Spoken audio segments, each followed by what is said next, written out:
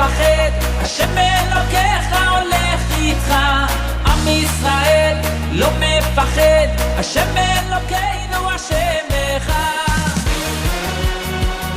Bonjour à tous les auditeurs et auditrices, c'est un plaisir de vous retrouver ce matin dans votre émission du vendredi, l'univers de la Yeshiva, où nous revivrons ensemble la vie juive en 1001 questions. Chers auditeurs, nous avons ce matin avec nous la chance d'avoir monsieur Daniel Radford, qui est bien sûr, comme vous le savez, écrivain, éditeur, auteur du livre L'Homme au livre et grand conférencier sur plusieurs sujets du judaïsme comme la controverse de Vilna et autres, et enseignant du Talmud à Beth Anaël, à Jérusalem, à Kiryat HaSharon et d'autres comme Ohalei Yaakov. Alors, monsieur Radford, bonjour, c'est un grand plaisir de vous avoir avec nous ce matin. Bonjour, je suis très touché. C'est moi qui suis honoré d'être avec vous. Mais c'est un vrai plaisir d'être avec vous ce matin, monsieur Radford. Alors, pour commencer, nous allons parler de votre nouveau livre que vous venez de finir de publier, La discutation de Vilna, ce livre qui parle de la naissance du mouvement chassidique au temps du rabbi de Schneur Zalman de Liadi. Alors, c'est un livre assez intéressant. Et sur ce livre, j'aurais plusieurs questions à vous poser. En premier lieu, est-ce que les personnages sont-ils tous réels ou en partie inventés? Est-ce que vous pouvez nous résumer en quelques mots un petit peu ce livre magnifique que vous avez écrit? Alors, tout d'abord, j'ai choisi d'écrire comme un roman. Pourquoi comme un roman? Parce que si je puis m'exprimer ainsi, un livre d'histoire aurait été rigoureux et finalement n'aurait pas pris cette forme que je voulais, qui est une forme où le monde émotionnel va révéler la réalité. C'est-à-dire que les personnages se mettent en vie, nous les suivons, ils nous prennent par la main et nous ne lâchons pas. Nous sommes dans leurs pas et nous les retrouvons là où ils doivent être. Alors les personnages ne sont pas tous bien sûr inventés. Quelques personnages sont inventés, ou je vais plutôt dire recréés. Le boulanger, le ferblantier, le marchand de simple.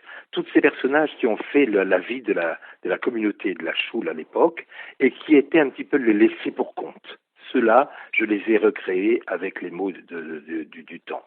En revanche, les grandes sadikim comme le Gaon de Vilna, l'Admorazaken, bien sûr que ce sont des personnages plus que réels, et chaque mot qu'il se trouve dans le livre sont leurs mots, soit les mots répétés directement par eux-mêmes, soit les propos repris par Rabbi Yosef Tzra, qui était le rabbi précédent de Lubavitch, soit par le rabbi de Lubavitch lui-même, et donc chaque mot, surtout d'un tzaddik, on ne peut pas l'inventer.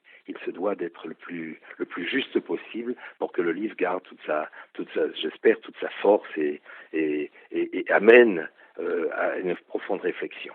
Be'ezrat Hashem. Alors, quelle est cette histoire de ce mystérieux Rav Meir Raphael dont vous parlez au début du livre, qui a l'air assez mystérieux? Quelle est son histoire?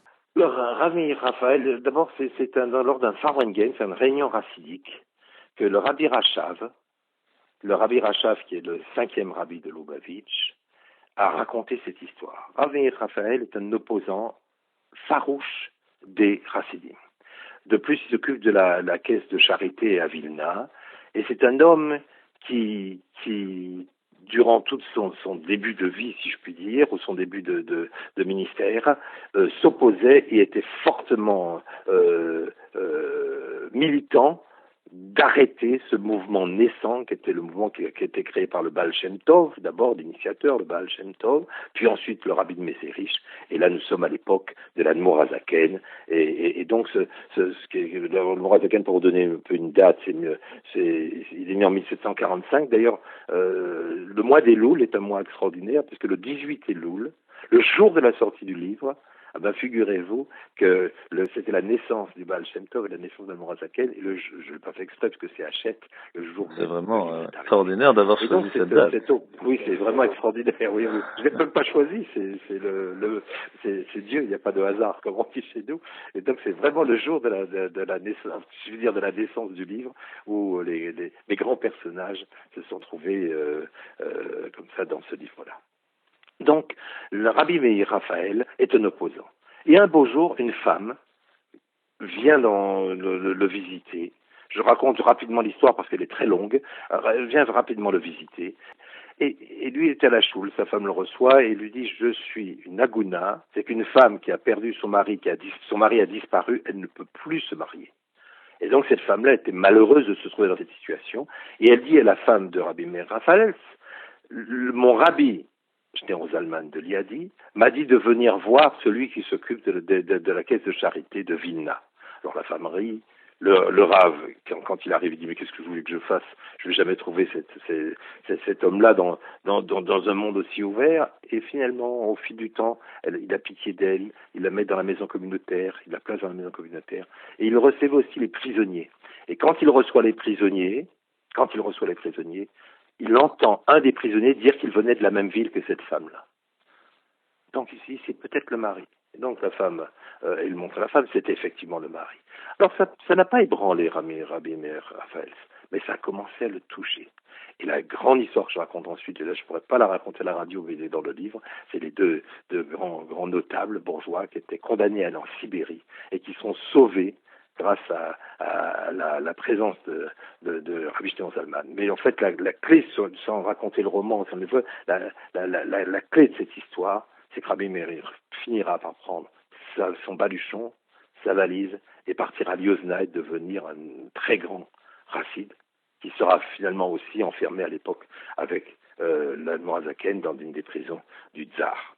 Alors ça tombe bien que vous parlez de l'emprisonnement, parce que l'emprisonnement et le procès, c'est vraiment une histoire assez intéressante. Qu'est-ce que vous pouvez nous dire sur ça? Le procès en fait, tout d'abord, juste un peu pour raconter la chose, il n'y a pas de disputation véritablement de Vilna. Le Gaon de Vilna et tous ceux qui s'étaient opposés à ce mouvement naissant s'appuyaient sur une chose essentielle, d'où l'intérêt du livre. C'était l'intérêt, il n'y a pas d'un côté les bons et d'un autre côté les méchants. C'est tous, on dit en hébreu, c'est l'ishma, c'est pour le bien du ciel. Et donc tous ceux-là cherchaient la vérité, cherchaient le plus haut degré de sainteté. Et il y avait un personnage qui avait fait beaucoup de mal en Israël, au peuple juif à l'époque, qui était dans le monde entier et qui vivait une misère extraordinaire, c'est Sabbatai Tzvi. Sabbatai Tzvi, c'est 1626-1676 environ.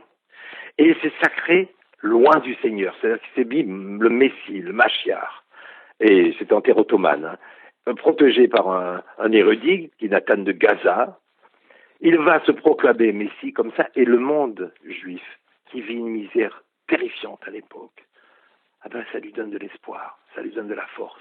Il se tourne vers cette idée de Mashiach, et ça fait partie aussi des mitzvot du Rambam et de la Torah. On doit tous les jours demander où est le Mashiach, qu'est-ce que fait le Mashiach. Et donc cet homme-là avait pris cette place-là. Et finalement, bien sûr, il s'avérait que c'était un imposteur, et quand les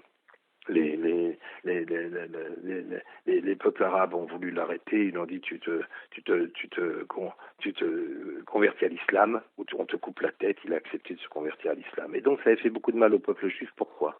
Parce que d'un côté, il y avait une espèce de naïveté. Cette naïveté, vous savez, dans le judaïsme, il est interdit d'être naïf. Et que cet homme-là avait rabaissé, si je puis dire, le peuple encore plus bas dans une espèce de croyance un peu, on va dire, Kabbalat Pratit, on croyait à plein de choses, et le Gaon de Vilna, ça ne le voulait pas. Donc quand il a vu arriver le Baal Shem Tov et sa suite, avec le Rabbi de Mézérich et l'Admorazaken, il a voulu s'opposer profondément à cette chose-là, comme si je puis dire, de l'eau glacée sur de l'eau chaude, pour que le peuple ne suive pas encore une idée décevante qui pourrait se perdre dans les méandres de l'histoire. Et donc, il s'est tellement opposé à ce mouvement qu'il a fait une scission entre le mouvement racidique et ce qu'on va appeler maintenant les opposants, les Minnagdim, les opposants, et ils ont interdit de se marier entre eux, il sera interdit de prier dans les mêmes choules, il sera interdit de les aider dans le commerce, enfin, on brûlera leurs livres. Des choses terribles vont se passer à ce moment-là, jusqu'à l'emprisonnement de l'Admorazaken dont on parlait tout à l'heure, dans les prisons du Tsar. Alors l'emprisonnement, il y a eu 2 emprisonnements, mais on va le résumer rapidement. Le premier, en tout cas, l'Admorazaken se trouve dans le Rabbi Shneur Zalman de Liadi se trouve dans la prison. Et un des geôliers, pour vous montrer la grandeur, je raconte qu'une histoire. Un des geôliers, pour voir si cet homme-là est exceptionnel, le met dans une pièce absolument noire et lui dit, mais qu'est-ce que tu fais? Il est 2h15 de l'après-midi. Et le rabbi lui dit, non, tu es un menteur. Et il est 2h15, pourquoi tu dors pas les 2h15, pardon, du matin? Et lui dit, non, tu es un menteur. Il est 2h15 exactement de l'après-midi. Et donc, étonné par cela, il y a une histoire d'un capitaine, je ne vous le raconte pas, et finalement le tsar lui-même va arriver. Et comme dans toutes ces grandes histoires allégoriques, le tsar va s'habiller en geôlier pour ne pas être reconnu, et dès qu'il rentrera, l'Admorazaken va se lever en lui disant « Majesté ». Et il va dire « Mais comment tu m'as reconnu ?» Et l'Admorazaken va dire « La majesté terrestre ressemble à la majesté céleste ». Et va lui expliquer ce qu'il ressentait pendant sa prière et qu'il ressentait d'une manière infinitésimale au moment où le tsar est rentré. Et donc cet homme-là va être libéré. Le chef d'accusation est invraisemblable. Il y en a quasiment pas. Quand on regarde le dossier est dans le livre, il y a quasiment que des choses, mais je crois qu'un roi peut condamner sans preuve. Et finalement, le tsar va être troublé par cela. Et au moment du procès, quand tout le monde s'attend à voir le pire ennemi de la couronne, on voit un homme qui arrive, qui met son châle de prière, son talit, qui met ses tfilines, qui met ses phylactères, et qui très calmement commence à parler. Et c'est tous ceux qui étaient là, nous dit ça, c'est le rabbi de Lubavitch qui nous le dit, ceux qui étaient debout ne pouvaient pas s'asseoir, et ceux qui étaient assis ne pouvaient pas se lever. Exactement comme à le moment de la sortie d'Égypte, au moment où il y a eu l'obscurité. Et donc cet homme, bien sûr, était libéré. Cette libération s'est faite le Yud-Tet qui se lève, et au moment de sa libération, l'Admorazaken va se trouver emprisonné, enfermé. On va se tromper de maison et on va le mettre chez qui? Chez un opposant farouche. Et cet opposant va lui poser la question que je suis sûr que vous alliez me poser. Il leur a dit, comment vous avez osé vous appeler des Rassidim? Et l'Admorazaken va répondre en disant, c'est pas moi, c'est pas nous qui nous sommes appelés comme ça. C'est vous qui vous nous avez appelés comme ça, en disant les dévots, par moquerie vous nous avez appelés comme ça. Mais je suis content que vous nous ayez appelés comme ça, parce que vous auriez pu nous appeler les Migdagdim, les opposants. Ça, vous l'avez gardé pour vous. Et vous nous avez, comme vous nous avez appelés les Rassidim, on est restés les Rassidim. Voilà l'histoire du mouvement chassidique, enfin, dans sa profondeur, racontée par l'Admorazaken et les Rebbeim de Chabad. Donc, il y a cette révélation. Le roman continue, bien sûr, il y a plein de personnages, ils sont tous émouvants. Quand il y en a un qui part, je vous avoue, même quand je l'écrivais, certaines fois, je me mettais à pleurer parce qu'il y en avait un qui mourait. Et donc, vous savez, quand on vous fait vivre des êtres, ils deviennent, ils vous sont très proches. Et cette promiscuité vraiment m'a transformé. Et puis il y a aussi le livre extraordinaire qui s'appelle le Tanya.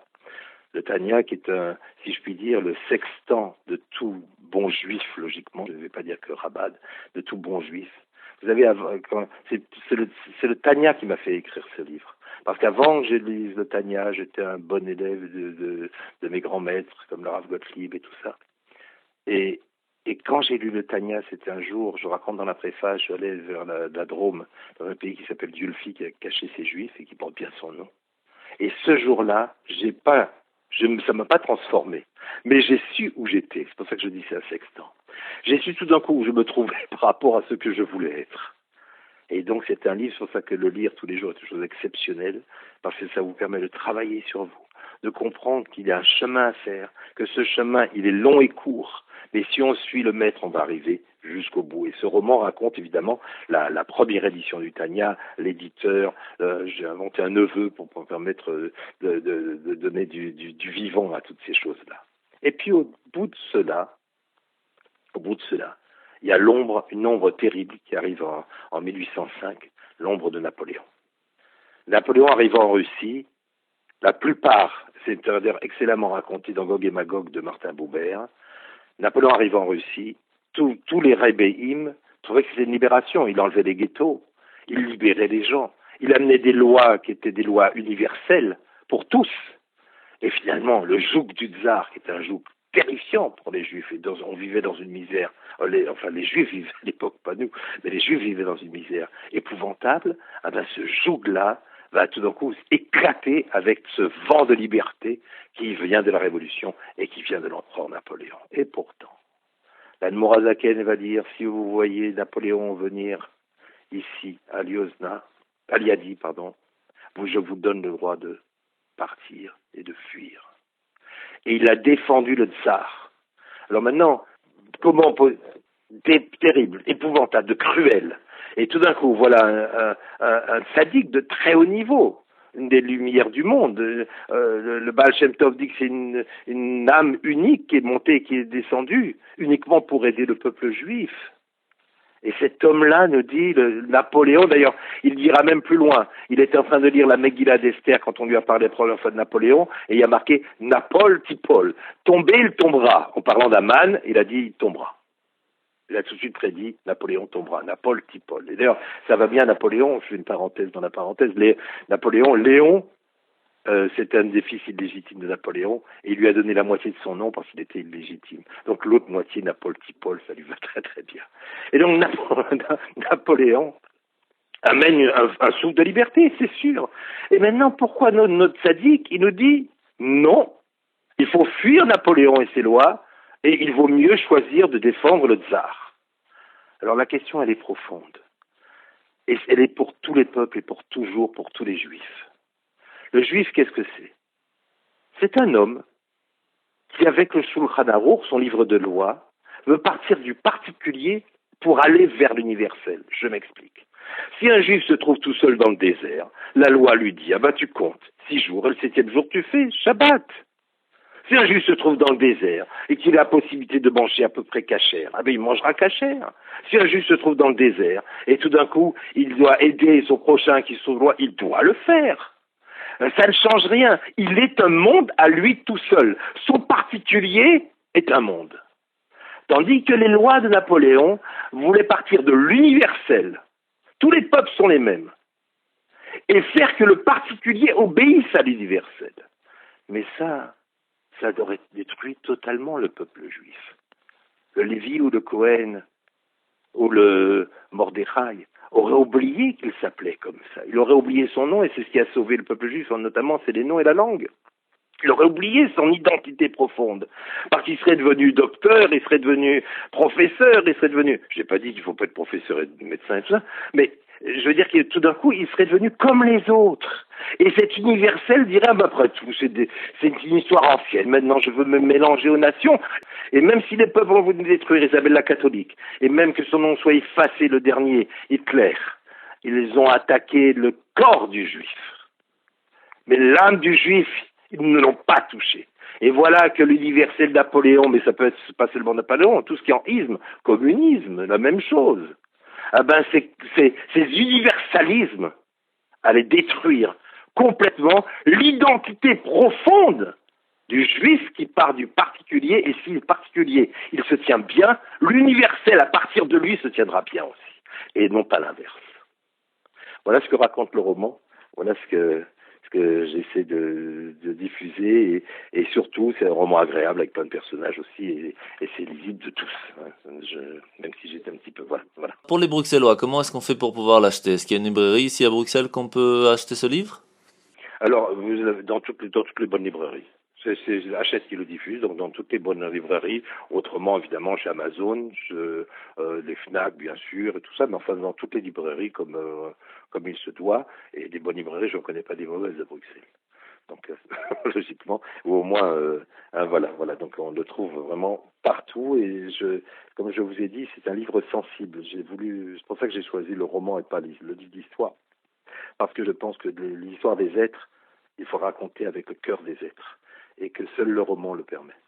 Tout à fait. En tout cas, c'est un grand plaisir de vous avoir avec nous. Je rappelle à tous les auditeurs et auditrices que vous pouvez acheter le livre, donc comme Monsieur Radford l'a dit, dans toutes les bonnes librairies ici à Bruxelles.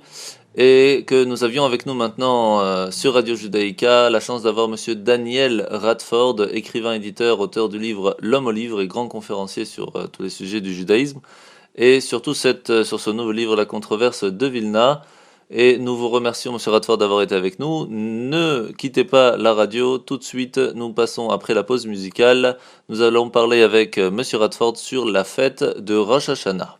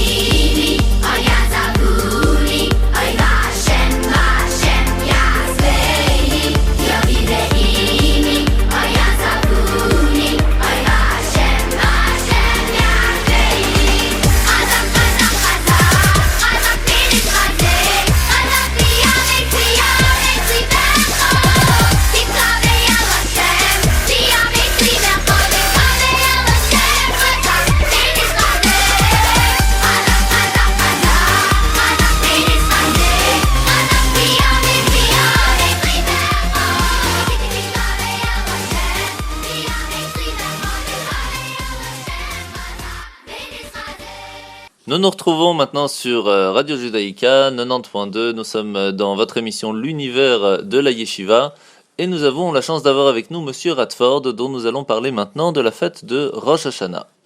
Alors Monsieur Radford, c'est déjà un grand plaisir d'être avec vous encore une fois ce matin. Merci, c'est moi qui vous remercie. Alors donc la fête de Rosh Hashanah arrive très très vite. Et c'est pour cela que nous voudrions parler avec vous un petit peu, Monsieur Radford, sur cette fête de Rosh Hashanah qui arrive, le jugement divin qui arrive très très vite. Et sur ça, en plus, nous venons de parler du livre que vous venez de publier sur le chassidisme. Alors qu'est-ce que le chassidisme nous rajoute, nous dit, nous parle dans cette fête extraordinaire de Rosh Hashanah? Alors le mouvement chassidique et notamment le rabbi, nous sommes toujours, vous savez, je lisais récemment une sira du Rebbe comme ça qui, quand les rabbins disputent il est de mise de disputer le peuple et de lui dire à ce moment-là, vous faites attention, vous faites des fautes, faites attention. Et nous, au contraire, je pense que ce qui sort du cœur va au cœur. Et que donc, il ne sert à rien de disputer son prochain, parce que quand on voit des faux, comme disent les sages, quand on voit des faux chez quelqu'un, c'est qu'on l'a soi-même. Donc dès qu'on le voit, il vaut mieux penser à faire tchouva soi-même plutôt que d'être juger les autres. Et que c'est avec ce que nous jugeons que nous serons jugés. C'est pas le moment avec Rosh Hashanah. Le rabbi, et on en a pour preuve le rabbi de Berditchov. C'est le rabbi de Berditchov, l'Admorazaken, et lui, leurs enfants se sont mariés. Et c'est un contemporain de Rabbi Shneur Zalman de Liadi, et c'est une autre branche, et qui est un homme où ils étaient très très liés les uns les autres. Et donc le Rabbi de Bertichov disait comme ça. Qu'est-ce que c'est Rosh Hashanah? La Rosh Hashanah, c'est une fête où on est sûr qu'Akadosh Baruch Hu va nous donner sa bracha et va faire kapara de nos fautes. Kapara, ça veut dire quoi? C'est kaf. Le mot kaf, c'est la cuillère d'ailleurs, mais c'est aussi la main retournée. Il va pas effacer forcément les fautes, mais il va mettre sa main dessus pour que celui qui veut nous accuser ne voit plus la faute. Et alors, je dis, c'est un peu comme un enfant. Il a fait des bêtises. Le juif qui ne fait pas de bêtises, j'en connais pas, enfin autour de moi, c'est surtout pas moi. Il a fait des bêtises, et Akadosh Baruch Hu, l'enfant, Akadosh Baruch Hu, on va dire le père, c'est Dieu, veut lui donner quand même la belle pomme rouge. Je profite pour vous dire qu'à l'époque, même à l'époque des fêtes catholiques, quand on donnait des cadeaux, c'était une pomme rouge, c'est pour ça qu'il y a des pommes dans les arbres et tout ça, parce que c'était le cadeau suprême. Et donc, il veut donner une belle pomme rouge à son enfant. Mais l'enfant a fait des bêtises, donc il va faire semblant de ne pas vouloir lui donner. Et l'enfant va insister. Mais comment récupérer cette pomme rouge? Alors l'enfant va dire quoi? Il va faire la bracha, il va faire Baruch Hashem Elokeinu melech haolam, Borei Paretz. Et une fois qu'il a fait la bracha, il a dit le nom de Dieu. Le père ne peut pas lui laisser le nom de Dieu en vain, les vatala. Donc le père est obligé de lui donner la pomme. La même chose pour Rosh Hashanah. Nous faisons la bracha, Baruch Hashem, l'école shofar. Les joies kol shofar, pardon.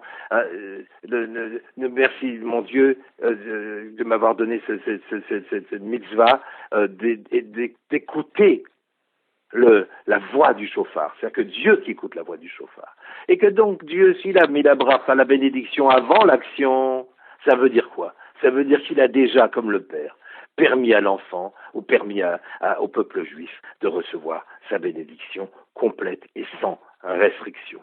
Donc, Rosh Hashanah, c'est une fête solennelle, on ne va pas dire joyeuse, on va dire c'est une fête solennelle.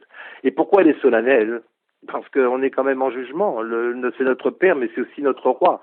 Et nous devons, ce jour-là, le consacrer comme roi.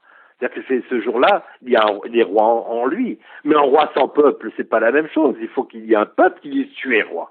Et c'est ça notre principal travail, celui qui est loin, celui qui fait peu, celui qui fait beaucoup, celui qui a l'orgueil, celui qui est pingre, tout ça, on se mélange et on dit, tu sais, j'ai fait des fautes, mais tu es le roi. Et ce jour-là, on va tous à la synagogue et on va dire simplement, la principale prière, c'est de reconnaître Dieu comme roi et de reconnaître qu'il est au-dessus de nous. Et donc, nous allons, ce que nous disons, le Baal Shem Tov va nous expliquer ce que c'est que le chauffard tout à l'heure. Nous allons sonner du chauffard. Qu'est-ce que c'est un chauffard? Qu'est-ce que c'est un chauffard? Ça rappelle, on le sait bien, le sacrifice d'Israël. Mais le chauffard, c'est la partie la plus végétale de l'animal. C'est rien du tout. La preuve, c'est qu'on peut couper une corde d'un animal, on lui fait pas mal. C'est-à-dire que c'est la partie la plus basse de l'animal. Et pourtant, si on prend ce chauffard, c'est-à-dire la partie basse de l'animal, et on envoie le souffle divin qu'Akadosh Baruch Hu nous a donné et qui fait partie de notre être, le et qui a créé le monde, ce souffle qui va passer dans ce chauffard, la partie la plus basse, ah ben ce cri-là, Akadosh Baruch Hu va l'entendre. C'est comme si nous avons prié. Nous avons dit tous les mots du vocabulaire que nous pouvions trouver. Et à la fin seulement, on se dit j'ai plus de prière. Alors on prend le chauffard. Et le Baal Shem Tov nous dit comme ça. Il nous dit c'est comme un enfant qui se met à crier. Son père, il entend le cri. Il va tout de suite voir l'enfant. La même chose, Akadosh Baruch Hu a fait un éder, a fait une promesse à Abraham, à notre père Abraham, de quand il entendra le chauffard, le cri de cet enfant-là, il arrêtera tout ce qu'il est en train de faire. Et il passera du trône de la justice au trône de la bonté. Et regardez comme il est beau, notre Père. Tous les peuples, quand ils sont en jugement, moi j'ai eu des jugements dans ma vie, parce que j'ai été directeur général dans plein de sociétés, et parfois je me suis retrouvé piégé, j'ai je crois toujours gagné, mais bon, ça fait peur quand même de se retrouver devant des juges. Eh ben, j'arrivais pas à déjeuner, j'arrivais pas à manger. Et qu'est-ce qu'il nous demande, le roi des rois? Il nous dit, puisque je suis ton père, t'inquiète pas, je m'occupe de tout. Toi, je te demande de faire un bon repas. Et après, tu reviens. Quel est le juge qui est capable de dire à celui qui est logiquement mis en accusation, fais un bon repas, déjeune bien, je m'occupe du reste. Ça, c'est Akadosh, c'est tout Akadosh Baruch Hu. Alors maintenant, juste pour faire un parallèle avec Kippour, bien que c'est plus loin, Yom Kippour, nous, on ne mange pas. Alors on dit, alors Yom Kippour, c'est plus haut. Bien sûr que c'est plus haut. Mais Yom Kippour, c'est pas un jour triste. C'est peut-être le jour le plus joyeux qui existe dans le calendrier juif. Parce que Yom Kippour, nous ne mangeons pas, non pas parce que nous voulons jeûner pour souffrir, bien que ce jeûne, c'est le regret d'avoir fait des fautes, c'est éloigné de notre Père. Mais surtout, c'est parce que nous sommes au niveau des anges. Et que les anges n'ont même plus besoin de manger. C'est pour ça qu'on trouve des juifs très éloignés, très très éloignés, qui font tout ce que vous pouvez imaginer. Le jour de Yom Kippour, ils sont debout, ils ne bougent plus.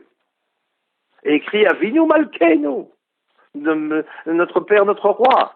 Et il ne bouge plus parce que tout d'un coup, il y a eu un dévoilement extraordinaire à Yom Kippour qui fait que c'est le moment, commencent les prémices du temps de notre joie qu'on trouvera, bien sûr, à Sukkot. Je ne sais pas si j'ai pu résumer, voilà, j'ai pu résumer ce que je ressens et surtout dire à chacun que s'approcher de Dieu et reconnaître ses fautes, c'est pas Dieu qui a besoin qu'on reconnaisse ses fautes, c'est nous-mêmes. Vous savez, quand Adam Arishon s'est trouvé à se cacher devant Dieu, Dieu lui a dit, Ayeka, où es-tu? C'est une des questions d'ailleurs d'un des geôliers de l'Admorazaken. Ayeka, où es-tu? Et l'autre lui a répondu, je me suis caché, Adam Arishon. Je me suis caché. Quand Dieu pose à chacun des hommes, où es-tu? C'est pas important pour Dieu, mais c'est important pour nous de savoir que je me suis caché, c'est déjà un début de la Teshuvah. Le fait de dire je me suis caché, c'est que j'ai conscience que je me suis caché. Mais je ne me suis pas caché de Dieu, Dieu peut se cacher de Dieu. Le pire, et c'est pour ça que Dieu nous aide, je me suis caché de moi-même. Et ça, c'est le plus lourd. Magnifique, eh bien, merci beaucoup d'avoir été avec nous ce matin. Je vous en prie, c'était une grande joie. Et en tout cas, que tous, que nous soyons inscrits tous pour une bonne année, heureuse avec tout ce que nous pouvons imaginer, et qu'une année de protection, une année de joie, et que chacun ait la part qui lui est dévolue par Akadosh Baruch Hu dans le bien. Amen, et bien merci beaucoup d'avoir été avec nous ce matin, je vous remercie pour votre disponibilité. Et bien sûr, je vous souhaite une ktiva vachatima tova, que vous soyez inscrits et scellés dans le livre de la vie, et que nous le soyons tous, et que Bezrat Hashem, nous pourrions tous bientôt nous retrouver en Eretz Israël avec le 3e Beth Amikdash. Shana Tova.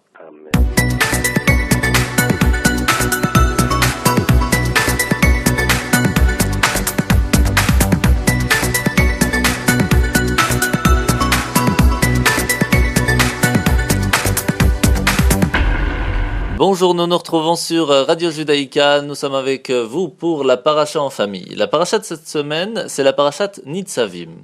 La paracha de Nitzavim nous parle de plusieurs choses. En premier lieu, l'unité d'Israël. On doit être ensemble, on doit se tenir debout, tous aujourd'hui, pour devant l'Éternel, notre Dieu, sans aucune distinction pour les fêtes de Rosh Hashanah et de Kippour qui arrivent très très vite. En deuxième lieu, la parashat Nitzavim nous donne l'espoir de la rédemption future. Moïse nous avertit que l'exil est bientôt fini, qu'on va bientôt se retrouver, Bezrat Hashem, tous ensemble en Eretz Israël, dans la paix. Un peu plus tard, la parashat Nitzavim nous parle d'une phrase très importante. Ki karov elecha adavar meod, beficha uviv lafra laasoto. Cette loi que je t'ordonne aujourd'hui, elle n'est pas loin de toi, elle n'est pas dans les cieux, elle est proche de toi, dans ta bouche et dans ton cœur pour l'accomplir. Ce qui veut nous dire que la Torah, c'est pas si compliqué. Il suffit de venir l'écouter et de la comprendre et de la faire. Et la parashat Nitzavim finit avec le libre arbitre.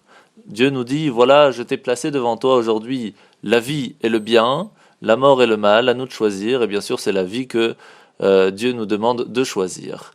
Je vous souhaite à tous Shabbat Shalom pour cette parashat en famille et nous continuons tout de suite avec les questions des auditeurs.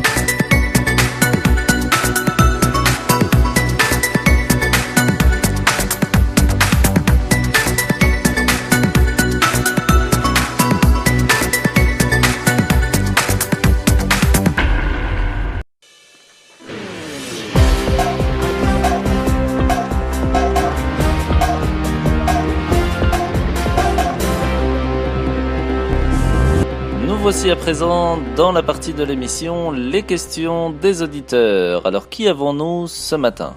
Bonjour, nous avons une jeune fille très très sympathique avec nous. Comment tu t'appelles? NJ Carvan. Enchanté, tu as des questions à nous poser? Oui. Alors, on m'a dit que le mois de Elul était le Rosh Hashanah des animaux. Est-ce que le mois de Elul c'est le Rosh Hashanah des animaux? Oui, tout à fait. En fait, les éleveurs faisaient le compte de leurs bêtes sur l'année et ils donnaient un dixième de leurs bêtes, comme on a expliqué dans la paracha en fait, qu'on doit donner un dixième de ce qu'on a reçu, et donc on donnait un dixième des bêtes au Kohen.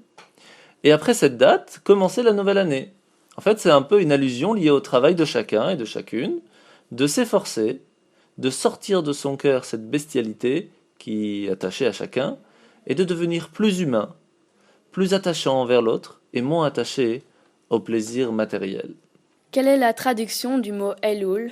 Alors c'est quoi la traduction du mot Elul? Alors le mot Elul, ça vient du mot Me'alel. Ça veut dire explorer, comme les explorateurs. Ou même dans Bereshit, dans l'histoire des frères de Yosef, quand Yosef leur dit « vous êtes des espions, vous êtes des meraglim », eh bien, c'est en fait pourquoi? Pour découvrir les points faibles et les points forts de l'Égypte qu'ils sont venus. Pendant le mois de Elul, ce qu'on doit faire, c'est un peu la même chose. On doit faire preuve de beaucoup d'humilité envers nous, parce qu'on ne sait jamais, c'est pas toujours évident de s'avouer à soi-même qu'on est coléreux, moqueur, orgueilleux, jaloux, qu'on a fait des bêtises, c'est pas évident. Mais d'autre part, aussi de s'encourager, de raviver, de dévoiler nos qualités. Par exemple, on sait être sympathique, et on le cachait. Pourquoi? Parce que c'est pas cool. On n'a pas voulu aider quelqu'un parce que les autres nous voient, là on va dire c'est pas sympa, il est pas dans le move. Ça aussi, il faut essayer de penser à tout ça. Ou alors, j'ai en réalité un très très grand amour profond à la Torah, mais comme les autres, ils risquent de se moquer de moi, ou parce que moi je mets la kippa et pas eux, alors ils vont se moquer de moi. Les exemples sont infinis. Mais en fait, c'est un peu cette recherche qui va me permettre de progresser dans ma vie, en règle générale, et encore plus de me préparer pour cette fête extraordinaire de Rosh Hashanah et de Kippour. Et ce n'est pas hypocrite de faire les fêtes toute l'année, et pour Kippour, on nous demande pardon? Est-ce que c'est pas hypocrite de faire la fête toute l'année et après à Kippour de demander pardon? Je vais te dire, quand il neige et que tout le monde devant sa porte il enlève la neige et qu'il y en a un qui est un peu feignant, qui veut pas enlever la neige de devant chez lui, il y a les policiers qui arrivent. Qu'est-ce qui se passe? Il court, il commence à enlever d'urgence et tout. Bah, lui aussi il va être tranquille en fin de compte. Mais le résultat, ça va pas être très joli. Et même si on n'arrive pas vraiment donc à une vraie teshuva, on n'arrive pas vraiment à enlever toute la poussière, tout ce qui s'est accumulé sur notre âme pendant toute l'année. Mais au moins, prendre le balai, balayer un petit peu devant notre porte, c'est toujours ça que mieux que rien. En tout cas, ce qui est sûr, c'est que de ne rien faire, ou encore pire, de ne pas avoir peur de ce jour de Rosh Hashanah et Kippour, ne pas avoir peur et la crainte de ces jours de jugement divin, ça c'est encore pire. Donc il vaut mieux, entre guillemets, faire un peu l'hypocrite et de venir bien prier pour Rosh Hashanah et Kippour que de ne rien faire. Comment se vit le mois de Elul dans le monde? Comment le mois de Elul se vit dans le monde? Alors, il n'y a pas si longtemps, même encore aujourd'hui dans plusieurs parties du monde, par exemple à Kelem, tout le monde était très méticuleux à un point où on se battait pour payer le prix et de ne pas recevoir de réduction, pour ne pas avoir peut-être une once de peut-être de vol. Les enfants, ils jouaient en silence, rien qu'on leur disait « Attention, on est dans le mois de Elul ». Il y a même cette petite anecdote qui nous rappelle qu'il y avait une fois une transaction entre une personne juive et deux non-juives. L'un des deux non-juifs hésitait, le deuxième il lui dit à l'oreille « T'as pas de souci à te faire, c'est le mois de Elul ». Il va être hyper honnête et méticuleux parce qu'il y a leur fête qui arrive. Donc on voit que vraiment le mois de Elul, c'était un moment très très spécial. À Jérusalem, encore aujourd'hui, chacun faisait attention de ne pas dire de mots superflus. On voyait les vendeurs qui lisent des Teilim, qui étudient un petit peu. Au Maroc, on répétait souvent ayez pitié, parce que si vous avez pitié en bas, on aura pitié de nous là-haut. Les gens donnaient la tzedaka à profusion. Il y avait même des hommes et des femmes qui jeûnaient 40 jours d'affilée, du matin jusqu'au soir, jusqu'à arriver le jour de Kippour. Au Yémen, on faisait beaucoup de prières, on jeûnait le lundi et le jeudi, on faisait les sélichot pendant la nuit. Donc on voit qu'il y a vraiment, le mois de Elul, c'est vraiment un mois de crainte, où on peut profiter d'être avec Dieu, on peut profiter d'avancer, d'évoluer. Aujourd'hui, on doit essayer nous aussi de ressentir ce sentiment de réveil, de crainte pour les Yamim Noraim, pour Rosh Hashanah et Kippour qui arrivent. Pourquoi mettre le beaux habits pour Rosh Hashanah? Pourquoi est-ce qu'on doit mettre de beaux habits pour Rosh Hashanah? Parce qu'on arrive au tribunal.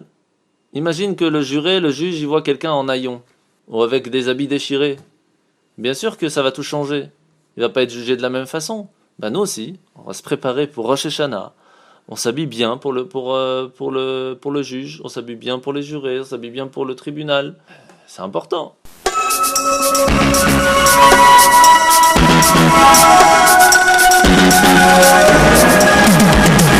Rosh Hashanah, la nouvelle année. Rosh Hashanah est enfin arrivé. Rosh Hashanah, le son du chauffard. Rosh Hashanah chante un nouvel espoir. Et cache par une couronne, nous allons sonner pour demander à Hachem une bonne et douce année. Et cache par une couronne, nous allons sonner pour demander à Hachem une bonne et douce année.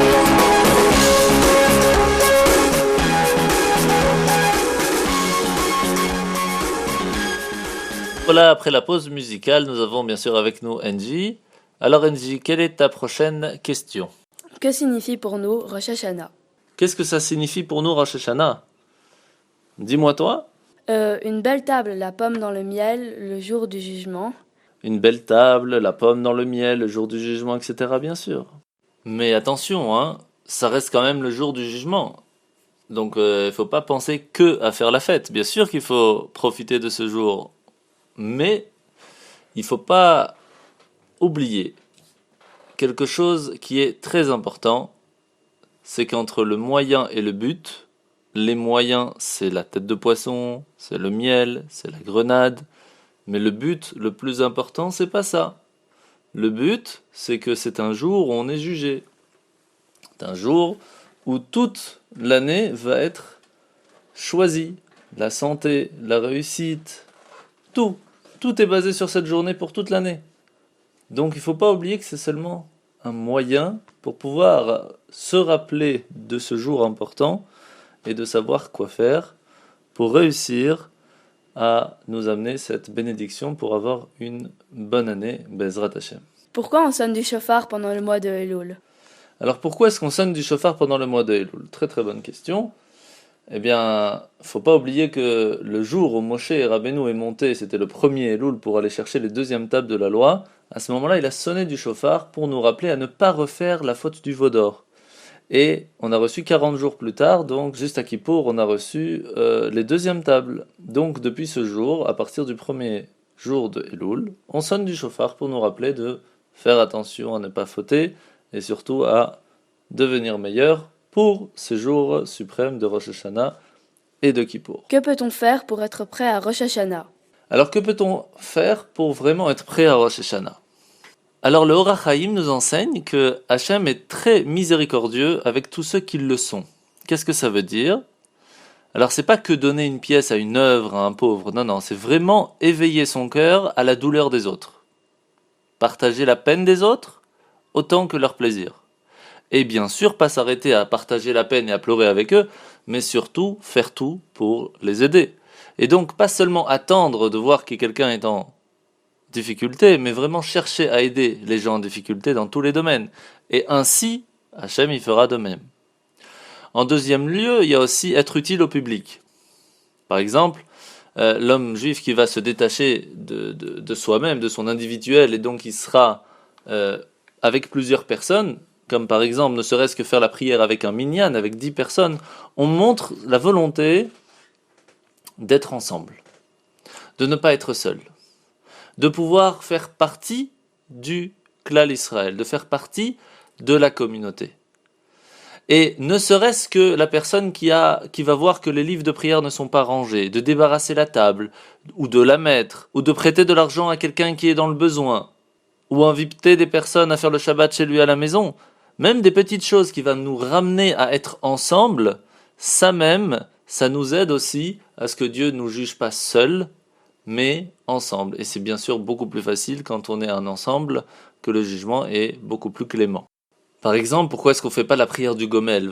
Tu sais, la prière du Gomel, c'est la prière qu'on remercie Hachem, on remercie à Dieu, lorsqu'il y a un moment où on a passé le désert, on a pris l'avion, on a passé la mer, etc., ou une très grande maladie, alors on remercie Dieu qui nous a sauvés. Comment ça se fait qu'on ne fait pas la bénédiction du Gomel alors qu'on a passé la fête de Kippour et que ça s'est bien passé?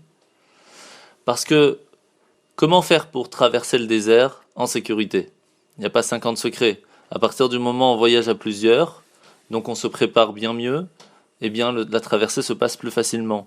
La même chose quand on se joint à la communauté, on n'est pas jugé en fonction de nous-mêmes seulement, de nos actions seulement, mais en fonction de la majorité des actions, de chacun, de tout le monde. Et c'est pour cela que la force du nombre, c'est extraordinaire. Par exemple, pour préparer un repas, pour une personne malade, si on est plusieurs à faire, c'est beaucoup plus rapide pour ranger une pièce, pour mettre la table, pour débarrasser la table. C'est simple, à partir du moment où on est seul, ça prend beaucoup plus de temps que si on est à plusieurs. À plusieurs, c'est beaucoup plus facile, beaucoup plus rapide. Et c'est pour cela que faire partie de la communauté, aider, quelle que soit la chose, quel que soit le moment, mais faire partie de la communauté, c'est extrêmement important, surtout avant Rosh Hashanah et Kippour. En troisième lieu, quelque chose de vraiment très très très important, toujours juger chacun avec un kafsrout. Ça veut dire que quand on voit quelqu'un, on ne peut pas juger personne de toute façon, mais quand on va voir quelqu'un et qu'on voit qu'il a fait quelque chose de pas bien, toujours voir l'autre avec le bien. Toujours voir la personne lui trouver une excuse et lui dire « Ok, ça reste quelqu'un de bien, il a quand même fait quelque chose de bien dans sa vie. » Voilà, c'est très très très important. Pourquoi ? Parce que c'est assez connu qu'après la mort, après qu'on part de ce monde, eh bien Hachem, Dieu nous montre un film, il nous montre le film de notre vie. Et il nous donne la possibilité de juger la personne qu'on voit, sauf que c'est nous-mêmes et on ne le sait pas. Donc si on a l'habitude toujours de voir les autres avec le bien, toujours de trouver une excuse, toujours essayer de voir le bien chez l'autre, automatiquement on va se voir soi-même aussi avec que du bien, et donc on va se juger soi-même plus tard pour rentrer Bezrat Hashem au paradis, au Gan Eden. Comment on se prépare vraiment à Rosh Hashanah et Yom Kippour? Alors bien sûr, pas besoin de répéter, la tzedaka sauve de la mort, la charité aide énormément. Pourquoi ? C'est très simple, parce que il y a une loi qui dit que un père peut renoncer à son honneur, mais un roi ne peut pas renoncer à son honneur. Alors si on se considère comme le fils de Dieu, ou comme simplement quelqu'un qui se trouve dans le monde et que le roi du monde, c'est Dieu. Qu'est-ce qui fait la différence ? Si on n'a pas fait la volonté du roi et que ça lui fait mal, il peut pas, même s'il veut, il peut pas renoncer à son honneur. Par contre, à partir du moment où quelqu'un fait la tzedaka, il aide son frère, ou sa sœur, il aide quelqu'un de la communauté, il dit à Dieu, je ne suis pas seul, je fais partie de tes enfants, puisque je fais attention à mon frère, je fais attention à ma sœur, je fais attention à la communauté, donc tu es mon père. À partir du moment où c'est notre père, il peut renoncer à son honneur et nous pardonner beaucoup plus facilement. Encore une fois, la cinquième chose qui est aussi très très important, et on va finir avec ça, faire la paix, passer l'éponge. Il est dit qu'une personne qui sait passer l'éponge sur les offenses mérite qu'on lui efface toutes ses fautes. Pas une seule faute ou quelques fautes. Toutes ses fautes. Celui qui sait passer l'éponge sur quelque chose et qui cherche toujours à faire la paix, amène la miséricorde divine, lui donne la possibilité d'effacer toutes ses fautes. Alors c'est vraiment, je pense, le plus important aujourd'hui, puisque nous sommes juste avant de Rosh Hashanah et Kippour. Pensez à ça, passez l'éponge, parce que nous arrivons à ces jours suprêmes où nous allons être inscrits, et c'est les Bezrat Hashem, dans le livre de la vie. Pourquoi Rosh Hashanah ne peut pas tomber un dimanche, ni mercredi, ni vendredi? Alors pourquoi est-ce que Rosh Hashanah ne peut pas tomber ni un dimanche, ni un mercredi, ni un vendredi? Eh bien c'est simple, parce que si ça tombe mercredi, Kippour va tomber quand? Un vendredi. Ça va être très compliqué, même impossible aux Juifs de préparer le Shabbat, puisque la veille ce sera Kippour. Donc, les Chachamim, les sages, ont arrangé que Rosh Hashanah ne puisse pas tomber un mercredi. Si Rosh Hashanah devrait tomber un vendredi, Yom Kippour devrait tomber dimanche, ce qui ne nous laisserait pas tellement le temps de pouvoir faire le Shabbat comme il le faut, puisque on devrait se préparer à Kippour. Et ce ne serait pas vraiment évident de se préparer à Kippour. Si ce serait la veille, ce serait un Shabbat. Donc, ni un mercredi, ni un vendredi. Et pourquoi pas un dimanche alors? Parce que ça voudrait dire que Hoshana Rabbah, donc la fête qui est le dernier jour de Sukkot, qui tombe lui toujours le 21 Tishri, ça tomberait un Shabbat. Ce qui n'est pas très souhaitable, pourquoi? Parce qu'au temps du Talmud, Hoshana Rabbah c'était considéré comme une journée comme Yom Kippour. Elle amenait à son terme la longue période des fêtes, qui débute avec Rosh Hashanah, qui était considérée en fait comme la dernière opportunité pour un décret, un verdict, etc. En fait, si Hoshana Rabbah devrait tomber Shabbat, ça interférerait aussi avec la cérémonie du bouquet des Hoshanot. Et comme c'est un moment très spécial, la fête de Hoshana Rabbah, juste avant Simchat Torah, bien sûr, et c'est pour cela que Rosh Hashanah ne tombe pas un dimanche. Qu'est-ce que le shofar? Alors, qu'est-ce que le shofar? D'abord, le shofar, c'est une corne de bélier, pas de taureau, simplement parce que ça nous rappelle déjà le sacrifice de Yitzhak. On rappelle à Akadosh Baruch Hu, on rappelle à Dieu, tu te rappelles, Abraham, il était venu monter sur la montagne, être prêt à sacrifier son fils pour toi, même si tu voulais pas qu'il le fasse, mais il a montré sa volonté envers toi, et donc il était prêt à tout pour toi. Rappelle-toi de nos ancêtres, parce que de nos actes à nous-mêmes, on n'est pas certain que ça puisse nous amener ta miséricorde et une bonne année. Alors rappelle-toi de nos parents, de nos grands-parents, de nos ancêtres, grâce à la corne du bélier qu'on sonne le shofar. Que sont les sons du shofar? Pourquoi 3 différents? Alors pourquoi 3 sons différents? Parce que le son du shofar est là pour essayer de nous faire pleurer, entre guillemets. Il y a 3 sortes de pleurs. Il y a le pleur simple, où on sonne un son long. Ouin. À partir du moment où il nous manque de l'air, alors c'est 1, et quand on n'a plus d'air, ça fait tut. Donc, Tkiya, Shevari, Meteroua sont les 3 sortes différentes de pleurs que la personne peut avoir pour arriver à demander pardon à notre Père avant ces jours de Rosh Hashanah et de Kippour. On souhaite à chacun et chacune les Shana Tova, Tikatev et Ratem. Ça veut dire quoi? Alors, qu'est-ce que ça veut dire les Shana Tova, Tikatev, Vetechatem? Il faut savoir que Akadosh Baruch Hu, Dieu, il a 2 livres devant lui. Il a le livre de la vie et l'autre. Alors, à Rosh Hashanah, il va écrire par rapport à la façon comment on s'est préparé, par rapport à l'année qui est passée, par rapport au potentiel qu'on a pour l'année prochaine, à la volonté, aux efforts qu'on va faire pour l'année prochaine. Il va choisir si l'année qui arrive, ce sera une année de vie ou l'inverse. Alors on demande d'abord que l'Eshana Tova, que pour l'année prochaine, elle soit Tova, elle soit bonne. et elle soit bonne comment? Tikatev, qu'elle soit écrite dans le livre de la vie, mais aussi vetechatem. Techatem, ça veut dire signer. C'est-à-dire que le jour de Kippour, c'est le jour où on va signer, on va mettre le tampon, voilà ce qui a été choisi à Rosh Hashanah, c'est OK. Et comme ça, on souhaite à chacun, en fait, que l'année prochaine soit bonne, douce, qu'on puisse être écrit et scellé dans le livre de la vie pour une bonne et douce année. Et c'est ce qu'on te souhaite à toi, c'est ce qu'on souhaite à toute la communauté de Bruxelles. Shana Tova, Tikatev, Vetechatem.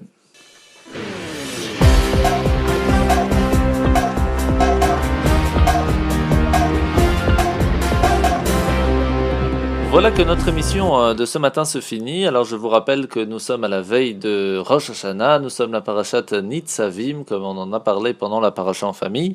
Alors l'allumage des bougies ce Shabbat sera à 19h48 et Shabbat se finira demain à 20h52. Je vous souhaite à tous de passer un bon Shabbat. N'oubliez pas d'aller à la synagogue, chacun dans sa synagogue respective.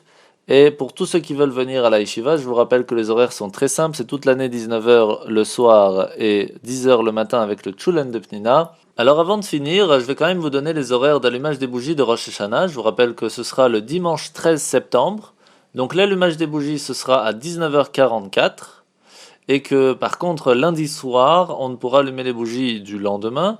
Donc après 20h47 et Rosh Hashanah se finira le mardi 15 septembre à 20h45. Donc n'oubliez pas de venir écouter le shofar le lundi matin, lundi 14 septembre au matin dans les synagogues et bien sûr le lundi après-midi avec le tashlir où on va jeter nos péchés aux poissons et on peut encore refaire tout ça le mardi 15 septembre. Je vous invite donc à réserver votre journée et pour tous ceux qui n'auront pas eu la possibilité d'écouter le matin, sachez que nous referons le shofar à la yeshiva le soir pour les offices à 18h30 le lundi soir et le mardi soir. Pour les offices de Rosh Hashanah, c'est très simple, ce sera une demi-heure avant, donc 18h30 pour le soir et 9h30 pour le matin. Je vous invite donc à venir fêter avec nous les fêtes de Rosh Hashanah. N'oubliez pas de manger la tête de poisson, la pomme dans le miel, les grenades et toutes les autres fruits pour les coutumes séfarades.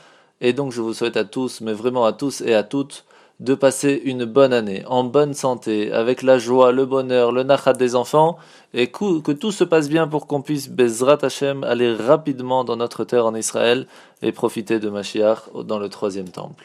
Shabbat Shalom et Shana Tova. עם ישראל, לא לפחד, השם אלוקיך הולך איתך. עם ישראל, לא מפחד, השם אלוקינו השם אחד.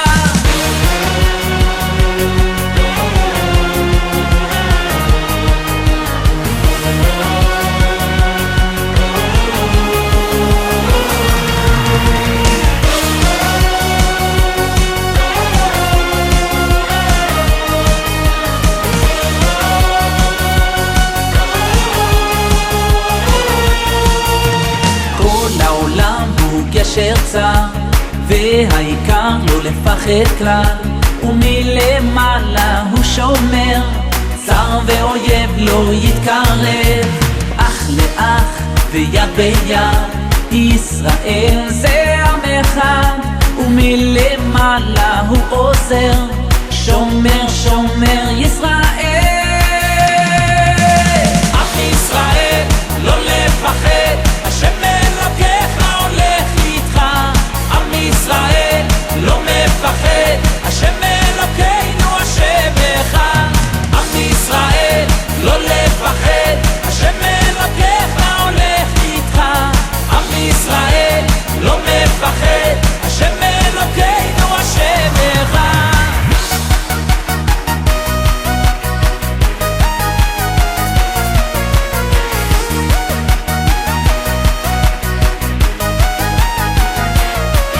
כל העולם הוא גשר צר, והעיקר לא לפחד כלל, ומלמעלה הוא שומר, צר ואויב לא יתקרב, אח לאח ויד ביד, ישראל זה עם אחד, ומלמעלה הוא עוזר, שומר שומר ישראל.